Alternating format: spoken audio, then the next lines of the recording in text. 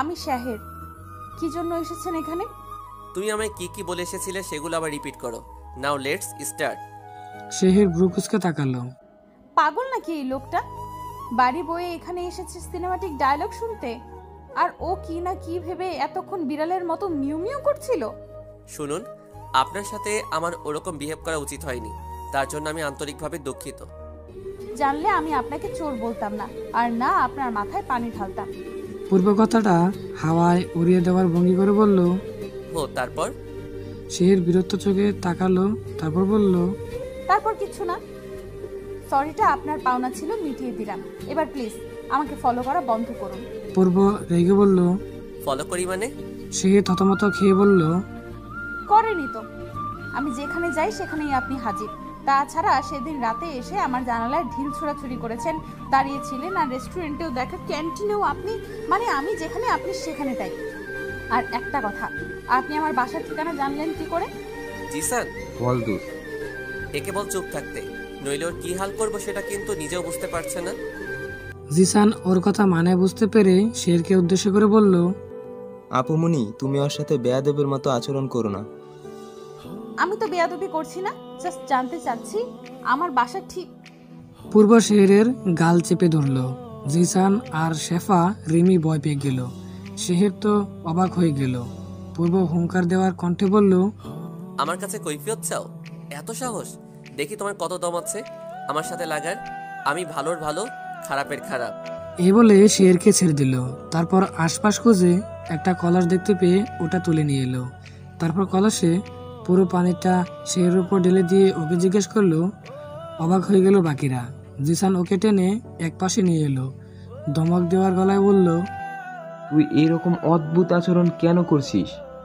ও একটা মেয়ে, এভাবে পানি ডালাটা ঠিক হলো না। এই মুহূর্তে লজ্জায় শের গা হাত পা কাঁপছিল। রাগ, জিদ আর লজ্জায় মরে যেতে ইচ্ছে করছিল। সেই সময়টাতে পাতলা ফিনফিনে কাপড়ে আড়ালে ওর সুগঠিত দেহের অনেক কিছুই স্পষ্ট দেখা যাচ্ছিল। শেফা মাথা নিচু করে শুকনো ওড়না এনে শেরকে ডেকে দেয়। জিসানের বন্ধুরা এমন আচরণে প্রচণ্ড লজ্জা পেয়েছে। পূর্বের কাছ থেকে এমন কোনো কিছুই আশা করেনি তারা। বারবার শেরকে সরি বলে পূর্ব এক প্রকার জোর করে টেনে নিয়ে আসে। সন্ধ্যা নেমে এসেছে। আরেকটু পরেই আকাশখানি চাঁদের আলোয় গা ডুবিয়ে বসে থাকবে। গাঢ় আধারে ছেয়ে যাবে চারপাশ। পূর্বের মাথা গরম হয়ে আছে। ওই মেয়েটার প্রতি জিসানের এত আধিক্যতা দেখানোর কোনো মানে হয় নাকি? মেয়েটাকেও আরও উচিত শিক্ষা দেওয়ার দরকার ছিল। যত বড় মুখ নয় তত বড় কথা। আবার তার ওই বন্ধু ওর প্রতি সিমোপ্যাথি দেখাচ্ছে। বিষয়টা ওর মোটেও পছন্দ হলো না। কোনো মতে বাসায় ফিরল। একটা হট শাওয়ার নিয়ে ডিনার সেরে ইজি চেয়ারে পা এলিয়ে দিল। খানিক বাদেই জিসান ফ্রেশ হয়ে বের হলো ওয়াশরুম থেকে।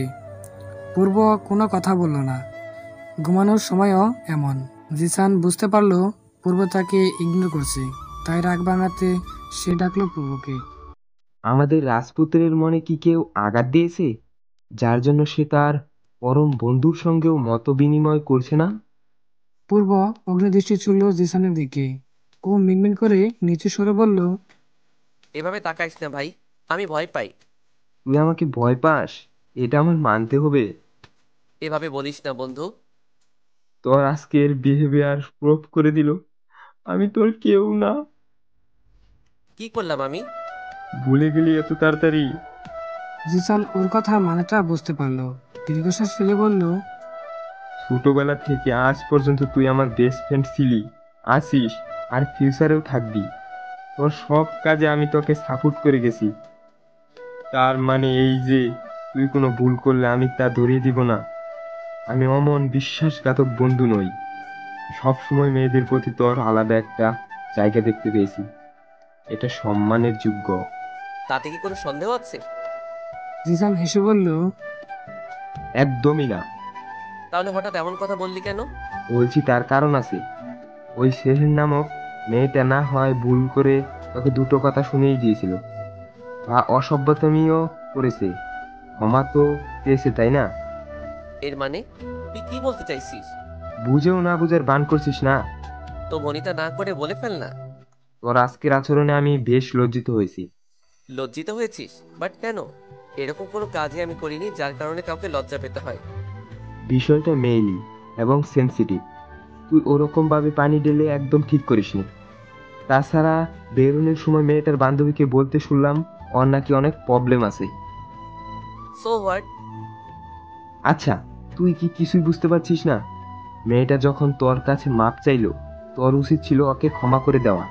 তা না করে উল্টো আরেক কাণ্ড তা না করে উল্টো আরেক কাণ্ড ঘটালি। সেদিন রাতে জ্বালানায় এভাবে ডিল ছুড়াছুড়ি করাটাও ঠিক হয়নি। আর নিজের বিবেককেই একবার প্রশ্ন করে দেখ না, তোর মতো একজন মানুষের কি এই কাজগুলো করা মানায়? যেখানে সবার সাহায্যে নিজেকে এগিয়ে রাখিস, সেখানে তুই নিজেই অন্যের সমস্যা হয়ে দাঁড়াচ্ছিস। জিসানে বলা প্রতিটি সত্য কথা পূর্বের মনে গভীর দাগ কাটল, চিন্তায় ফেলে দিল। পূর্ব নিজেও এবার নিজের প্রতি বিরক্ত হলো। ক্ষমা চেয়েছিল যখন, মাফ করে দেওয়াটাই উত্তম ছিল। কত শত মানুষই তো ওকে কটূক্তি করে মানুষ সেবার কাজ করার জন্য। কই, ও তো এমন বাচ্চাদের মতো আচরণ করেনি। সেলিব্রিটিদের হেটার্স যেমন থাকে, লাভার্সও তেমন থাকে। ধরে নেওয়া যাক শেহের তার হেটার্স, তাই বলে ওর সাথে ওরকম আচরণ করাটা একদমই ঠিক হয়নি। আজকালও বড্ড অসচেতন হয়ে গিয়েছে। রাগ জিনিসটা সর্বদাই ওর শত্রু। কেন যে এত রাগ করে ওর উপর বুঝতে পারে না। বংশগত বৈশিষ্ট্য বোধহয় একেই বলে, কারণ ওর দাদা নাকি ভীষণ রাগী ছিলেন। গ্রামের লোকেরা ওনার ভয়ে কাঁপত। যাই হোক, সামান্য বিষয়টাকে ফুলিয়ে ফাঁপিয়ে আকাশ সমান করে তুলেছে। পূর্ব ঠান্ডা মাথায় পুরো ঘটনাটাকে সাজালো, বোঝার চেষ্টা করলো। আচ্ছা পূর্ব, তুমি কি মানসিকভাবে শিখ? নিজেকে নিজেই প্রশ্ন করলো। জিসানের কোনো কথার জবাব না দিয়ে বেডে শুয়ে পড়ল। আর তারপরেই ওর মাংসপেটে বেশি উঠল শেরের কান্নারত মুখটা। মেয়েটা খুব বেশি ফর্সা নয়, গায়ের রং তামাটে, চুলগুলো কোমর অব্দি লম্বা, চোখগুলো ভীষণ সুন্দর, উচ্চতায় খুব বেশি লম্বাও নয়, এমনিতে পুতুল পুতুল চেহারা। তবে স্বভাবে বোঝা যায় মেয়েটা চঞ্চল, কিন্তু কিছু একটা লুকিয়ে রেখেছে। এসব ভেবে ও নিজেই অবাক হচ্ছে। এই প্রথম কোনো মেয়েকে নিয়ে এত ভাবছে। মেয়েটার সাথে বিভিন্ন কারণে বিভিন্ন জায়গায় কাকতালীয়ভাবে 5 বার দেখা হয়েছে মাত্র। এর আগে কত শত মেয়ে ওর সাথে কাজ করেছে, প্রপোজ করেছে, আরও নানান কিছু করেছে, কিন্তু ও অতটা ভাবেনি তাদের নিয়ে যতটা এই শেরকে নিয়ে ভাবছে। অতি নগণ্য কারণগুলোই ওর বেশি গুরুত্ব দিচ্ছে, আর ফলাফলস্বরূপ ওকে এসব বিস্তৃত ঘটনার সম্মুখীন হতে হয়েছে। রাতে বেশিরভাগ সময়ই কেটে গেল শেরের কথা ভাবতে ভাবতে। একসময় চোখ লেগে এলো তার, ঘুমের মধ্যে কেঁপে উঠল কয়েকবার, শান্তিতে ঘুমাতে পারল না একটুও। বারবার মনে হতে লাগলো, ইফরাজ পূরবকে এসব আচরণে মানায় না। সে তো সবার বন্ধু, তার আলাদা একটা জায়গা আছে মানুষের হৃদয়ে। সে কি করে এমন করতে পারে? শিট। সকালে ঘুম ভাঙার পরে পূর্ব জিসানকে শের সম্বন্ধে খোঁজ নিতে বলল, সব ইনফরমেশন জোগাড় করে ওকে জানাতে বলল। জিসান বেশ অবাক হলেও পূর্বকে আর ঘাটল না। পূর্ব ওর কালো রঙের ফেডোরা হ্যাটটি মাথায় চাপিয়ে জিসানকে নিয়ে রওনা দিল অফিসের উদ্দেশ্যে। এবার বেশ বড় একটা প্রজেক্ট নিয়ে কাজ করেছে ওরা। সেটা ভালোভাবে শেষ করতে পারলে ওর রেস্টুরেন্টের ব্যবসা জাঁকজমক হয়ে উঠবে। লাভাংশ টাকা দিয়ে একটা বৃদ্ধাশ্রম খুলবে ভাবছে। এ নিয়ে পূর্বের বাবা ইরফান আহমদের প্রাথমিক আলাপচারিতাও ইতোমধ্যে শেষ। কাল কোনোরকম একটা ঘটনার পরে রাতে শেরে বেশ জ্বর উঠেছিল। শেফা আর রেমি না থাকলে মরেই পড়ে থাকতো বোধহয়। কেউ খোঁজ নিতে আসতো না। সকালবেলা ঘুম ভাঙার পর নিজেই সব নাস্তা তৈরি করলো, গমের রুটি আর ডাল ভাজি। শেফা আর রেমি ঘুম থেকে উঠে ওর পাকনামি দেখে অনেকক্ষণ ধমকালো। অসুস্থ শরীর নিয়ে এসব করার মানে হয়? সে সব কিছুতেই বাড়াবাড়ি। যাই হোক, 3 বান্ধবী মিলে ব্রেকফাস্ট শেষ করে একসাথে ভার্সিটির দিকে রওনা দিল। কালকের ঘটনা ভুলে থাকার জন্য শেহের আপ্রাণ চেষ্টা করলো। বাড়ি বয়ে এসে এমন কাণ্ড, ছি! পূর্বের প্রতি ওর ভীষণ ঘৃণা হলো। এরপর অনেকদিন ওর সাথে পূর্বে দেখা হলো না। শেহেরও ঘটনাটা বেমালুম ভুলে গেল। নিজের মতোই তিনি কাটাতে লাগলো। কয়েকটা টিউশন জোগাড় করে বাড়ি ভাড়া আর পড়াশোনা খরচ চালানোর ব্যবস্থা করলো। যদিও মাসে সে হাতে পুরো খালি হয়ে যায়, তখন গলির দোকান থেকে বাকিতে চাল ডাল কিনতে হয়। ওর খরচ চালানোর মতো কেউ নেই নেই এই ব্রহ্মাণ্ডে। বাবা মা হারা এতিম মেয়েদের কারো সংসারে বুঝি জায়গা হতে নেই, তাই তো চাচা সংসারে ওর জায়গা হয়নি। কিন্তু আজকাল টের পায় কেউ ওকে ফলো করছে, ওকে দেখছে সারাক্ষণ। এই নিয়ে ভীষণ চিন্তায় আছে শেহের। এই এতগুলো দিন খুব ব্যস্ততায় কেটেছে পূর্বের। শেহেরের কথা প্রায় ভুলেই বসেছিল, কিন্তু জিসান মনে করে দিল ওর কথা। একটা কাজে সিলেট গিয়েছিল জিসান, যেখান থেকে ফিরে সূর্যা চলে এলো পূর্বেদের বাড়ি।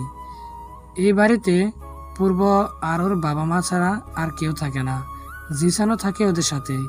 ইরফান আহমেদ ব্যবসার কাজে এতটা ব্যস্ত যে বাড়িতে থাকার সুযোগই পান না।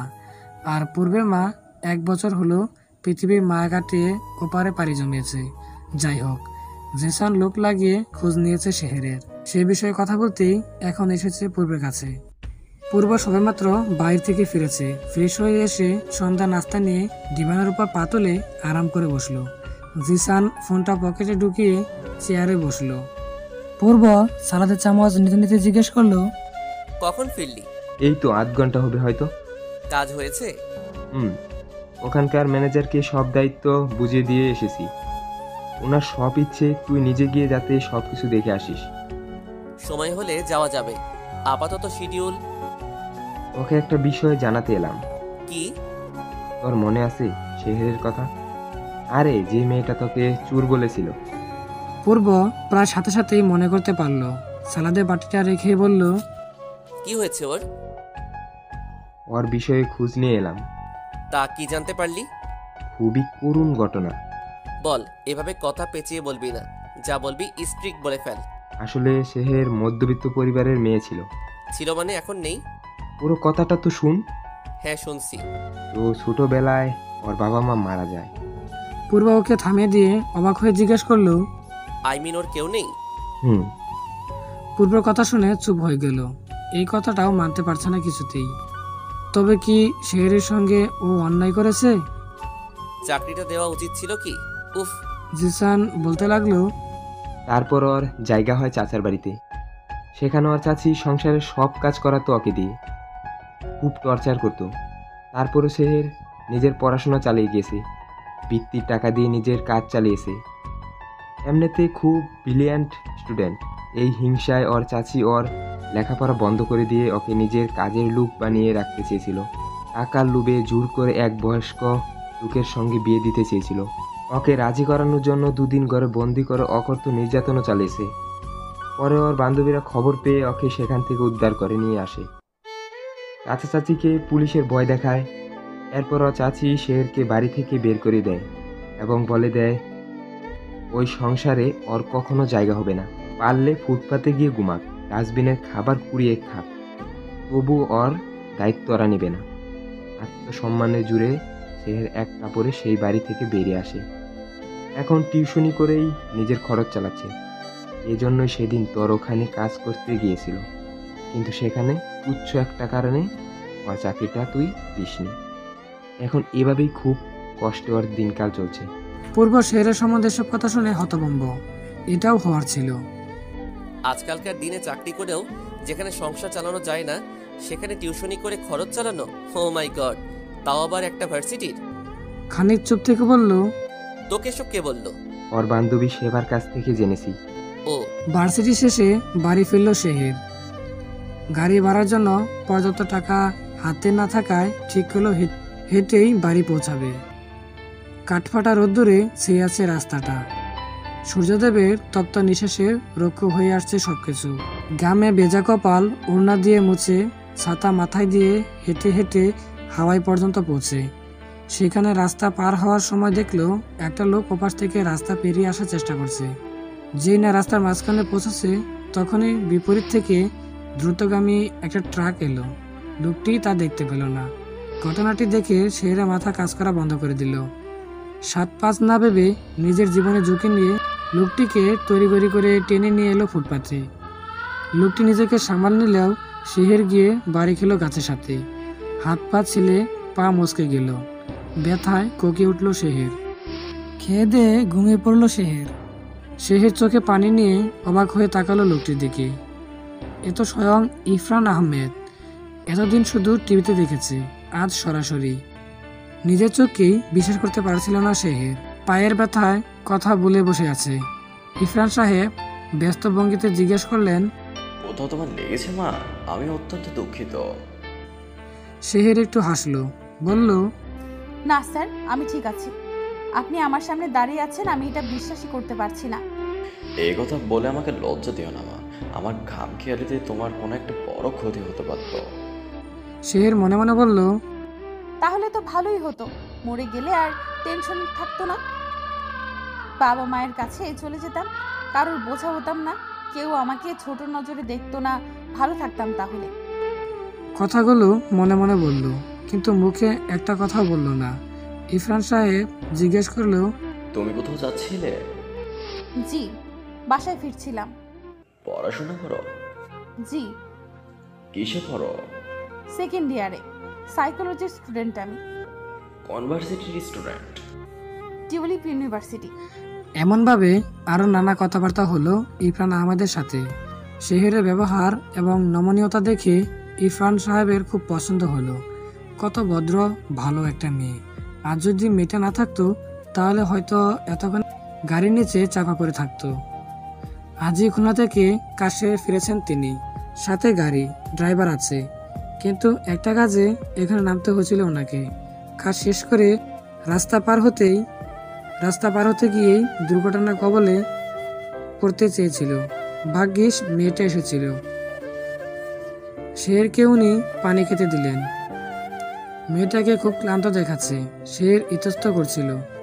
কত বড় একজন মানুষ তিনি, আচার ব্যবহার খুবই ভালো, অথচ ওনার ছেলে ওই পুরত না যেন আগুনের গোলা, কিছু বলাই অন্যায়। শের ওনাকে ধন্যবাদ জানিয়ে বিদায় নিতে গেলে ইরফান সাহেব নিজে ওকে বাসায় পৌঁছে দেন, যদিও সে সেটা চাচ্ছিল না। ওকে বাসায় নামিয়ে দিয়ে ইরফান সাহেব চলে গেলেন গাড়ি নিয়ে। লোকটাকে ভীষণ ভালো লেগেছে ওর। বাড়ি পৌঁছে ফ্রেশ হয়ে দুপুরে রান্না সেরে বিকেলের দিকে ওর রুমমেট সুমা আর শিলা গ্রাম থেকে ফিরে এলো। শিলা এসে জিজ্ঞেস করলো, তোমাকে নাকি আজ ব্যবসায়ী ইরফান আহমেদের সাথে দেখা গিয়েছে? বাহ, তুমি তো ভাইরাল হয়ে গিয়েছো। শেহরের কথাটা মানে বুঝতে পারলো না। সুমা আর শিলা ওকে একটা ভিডিও দেখালো।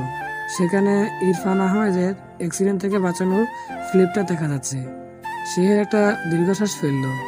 এই আর নতুন কি, বড় বড় মানুষের সাথে এরকম ঘটনা ঘটবে তা তো স্বাভাবিকই। তবুও সেখানে নিজেকে একদমই মানাচ্ছে না তার। সে তো ভাইরাল হতে চায়নি, একটা মানুষকে বাঁচিয়েছে সে, এটা তো ওর দায়িত্ব। যাই হোক, এই বিষয়টা নিয়ে শেহর আর ভাবলো না। সুমা আর শিলা ওর সাথে আজ খুবই ভালো ব্যবহার করলো। এমনকি রাতে নিজেদের খাবারের ভাগও দিল। রাতে অনেক গল্প করলো। শেহর ভাবলো, ওদের কি হয়েছে হঠাৎ করে এত আদর আপ্যায়ন, স্ট্রেঞ্জ। ওই ভিডিও দেখেই ওদের মন গলে গেল। রাতে মেঘমুক্ত আকাশ, একদৃষ্টি তাকিয়ে আছে শেহের। মনটা আজ বেশ উৎফুল্ল। আকাশের দিকে তাকিয়ে থাকতে থাকতে অনুভব করতে পারলো এই বিশাল পৃথিবী কেউ একা নয়, কারো না কারোর সাথে মানুষের একটা যোগসূত্র থাকে।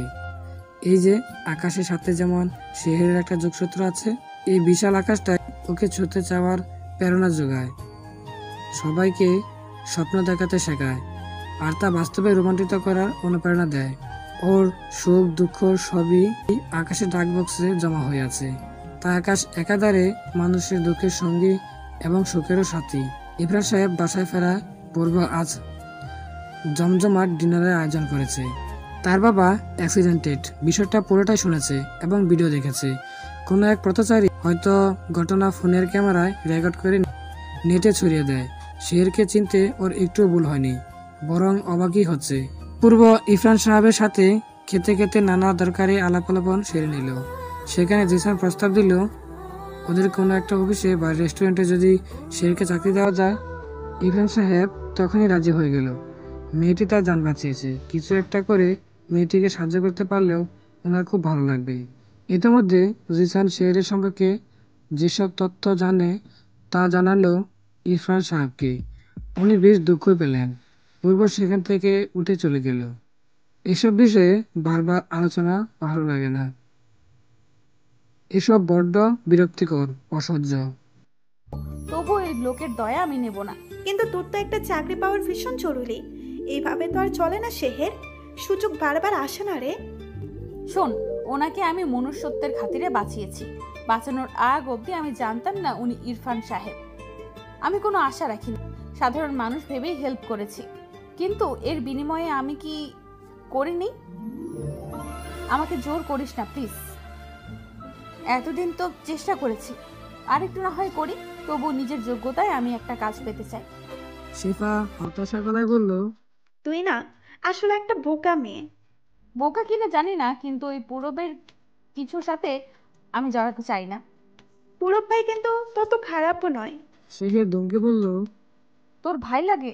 বারবার ভাই ভাই বলছিস কেন? মুখ ফসকে চলে আসে, ওনার চেহারাটা দেখতে ভাই ভাই লাগে। শেহের হেসে ফেলল। আরো প্রয়োজনীয় কিছু কথাবার্তা সেরে রাতে রান্না করে নিল। সুমাশিলাও এখন ওর সাথে খায়। যাই হোক, তিনজন মিলে রাতের খাবার শেষ করে স্টাডি টেবিলে বসে পড়ল। শেহের নিজের ঘরে বসে পড়ছে। ওর টেবিলটা জানালার সাথে লাগানো। ওখান থেকে রাস্তাঘাট দেখা যায়, চায়ের দোকান দেখা যায়, তারপরে আছে একটা খাল। মূলত ওটা বুড়িগঙ্গা নদীর একটা অংশ। ওখান দিয়ে প্রবাহিত হয় নদীর পানি। রাতের আকাশে ওঠা মস্ত বড় গোল চাঁদের আলো ঠিকরে পড়েছে পানিতে। সেখান থেকে দুটি ছড়াচ্ছে পানিতে। দেখতে খুবই মোহনীয় লাগছে। বৃষ্টি হলে ভালো হতো। শেখের বইয়ে মনোযোগ দিল। পড়তে পড়তে একসময় চোখটা লেগে এলো। মাথাটা হেলে পড়তেই রিলে বাড়ি খেলো। শেখের চমকে উঠল। জানালার বাহিরের দৃশ্য পড়তেই দেখলো পূর্ব সেদিনের মতো গাড়িতে হেলান দিয়ে দাঁড়িয়ে আছে। সাথে কেউ নেই। মাথায় কালো হ্যাট, দুহাত বাজ করে শেহের দিকে তাকিয়ে আছে। শেহেরও বুক দরফর করছে। এই লোকটা কি রাত বিরাত ওকে চমকে দিয়ে মেরে ফেলতে চায় নাকি? এখানে কিসের প্রয়োজন ওর? আর শেহরকে জানাচ্ছেই বা কেন? উফ। 2-3 দিন এভাবে কেটে যাওয়ার পরেও শেহের খেয়াল করলো পুরো প্রতি রাতে এসে এভাবে দাঁড়িয়ে থাকে। পুরো ব্যাপারটা শেহের, শেফা আর রিমিকে জানালো। ওরা হেসেই উড়িয়ে দিল। কিন্তু শেফা জিসানকে জিজ্ঞেস করার পর এই ঘটনা বিশ্বাস করতে বাধ্য হলো। ওর এভাবে দাঁড়িয়ে থাকাটা সোমা শিলাও খেয়াল করলো। পূর্বের মতো ম্যাচিওর এবং স্বনামধন্য একজন ব্যবসায়ী এরকম আচরণ করতে পারে তা কেউই মানতে পারলো না। এটা তো 16 বছর বয়সী কিশোরীর আচরণ। প্রেমিকাকে এক নজর দেখার জন্য রাত বিরাতে এভাবে বাসার সামনে দাঁড়িয়ে থাকা, কাউকে তোয়াক্কা না করা। এটা নিয়ে সোমা শিলা ওরা যখন হাসাহাসি শুরু করে দিল, তখন সে ভীষণ রেগে গেল। পেয়েছেটা কি ওই পূরব? যা খুশি তাই করবে, হ্যারাস করবে। আজ আচ্ছা মতো একটা শিক্ষা দিয়ে আসবে, যাতে শহরের 10 মাইলের কাছাকাছি আসার সাহসও না পায়। সেই উদ্দেশ্য নিয়েই শের বাসা থেকে বেরোলো। অনেক হয়েছে, আর নয়। এই বাসার কোনো মালিক বা কেয়ারটেকার নেই। মাসের ভাড়া মাসে সে এসে নিয়ে যান। ওনারা দানমন্ডিতে থাকেন, তাই এসবের ঝামেলাও নেই। শেহের মাথায় বড় একটা ঘুমটা টেনে ধীর পায়ে রাস্তা পার হলো। পূর্ব ওকে দেখলো ঠিকই, কিন্তু ভাবতেও পারেনি শের এভাবে নিচে নেমে আসবে। শেহের ওর দিকে এগিয়ে এলো। পূর্ব ওকে দেখে আচমকা হতভম্ব হয়ে গেল। এই মেয়েকে তো একটু আগে জানালার পাশে দেখেছিল, নিচে নেমে এলো কখন? ও তো সেটা লক্ষ্য করেনি। আপনি এখানে এত রাতে আমার বাসার সামনে দাঁড়িয়ে আছেন কেন? পূর্ব বোকা বনে গেল। এখন কি বলা উচিত তার?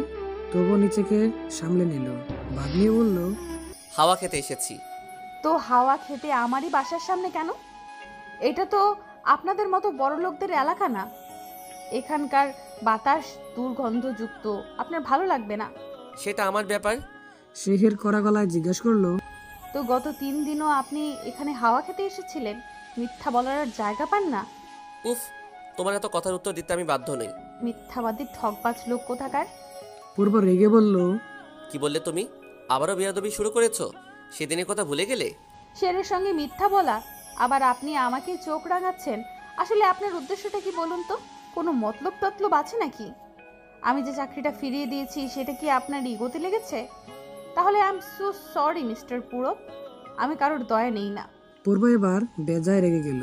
মেয়েটা তখন থেকেই যা ইচ্ছা বলে যাচ্ছে। ও কি করে বোঝাবে এই ঠাস ঠাস করে কথা বলা মেয়েটিকে এক নজর দেখার জন্য এখানে দাঁড়িয়ে থাকে? কি করে বলবে? মেয়েটার ব্যবহার বারবার ওকে রাগিয়ে দিচ্ছে। তবু নিজেকে কন্ট্রোল করার চেষ্টা করছে পূর্ব। রাগ মানুষের চরম শত্রু, তাই ও চাচ্ছে আগেরবারের মতন এবারও যাতে রাগ এসে ওর সব নষ্ট না করে ফেলে। একই ভুল বারবার করা মানে নিজেকে বোকা প্রমাণ করা। পূর্ব ঠান্ডা মাথায় খুব শান্তভাবে বলল, আমি তোমাকে দয়া করিনি। আব্বু তোমাকে খুব পছন্দ করেছে কারণ তুমি তাকে বাঁচিয়েছ। জানি এর মূল্য শোধ করার নয়, কিন্তু তোমাকে হেল্প তো করতে পারে, কোনো ছোট্ট একটা সাহায্য।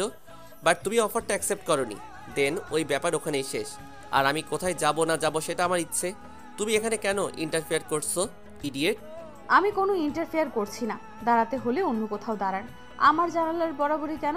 আপনি জানেন আমার রুমমেটরা আপনাকে নিয়ে কতটা হাসাহাসি করে? পূর্ব কৌতূহলী হয়ে জিজ্ঞেস করলো, কি বলে? আপনাকে কেন বলতে হবে? বিকজ আমার ফ্যানেরা আমাকে নিয়ে কি বলে তা জানার আমার খুব ইন্টারেস্ট। পৃথিবীতে বোধহয় তুমি আমার প্রথম হেটার্স যে এইরকম বাহাদুরি দেখাও আমার সাথে। অন্যান্য হেটার্সরা আড়ালে যা করার করে, কিন্তু আমার সামনে কখনো নয়। শেহের বিরক্ত গলায় বলল। আপনি এখানে আর দাঁড়াবেন না কখনো, এবার আসতে পারেন। পূর্ব ভাব নিয়ে বলল, যাব না। আমার শুধু একজনের দিকে তাকিয়ে থাকতে ইচ্ছে করছে, ভালোবাসতে ইচ্ছে করছে। কারো রেগে যাওয়া লাল নাকটাকে। শেহের অবাক গলায় জিজ্ঞেস করলো, কে সে? আমার সামনে যে দাঁড়িয়ে আছে সে। শেহের হতভম্ব। এই 2 নম্বরী লোকের কথা শুনে ওর গা জ্বলে গেল। আবার ওর নামেই যা ইচ্ছা তাই বলে যাচ্ছে। এতটা বেহায়া কোনো মানুষ হতে পারে? আবার ওকে ভালোবাসার কথা বলছে।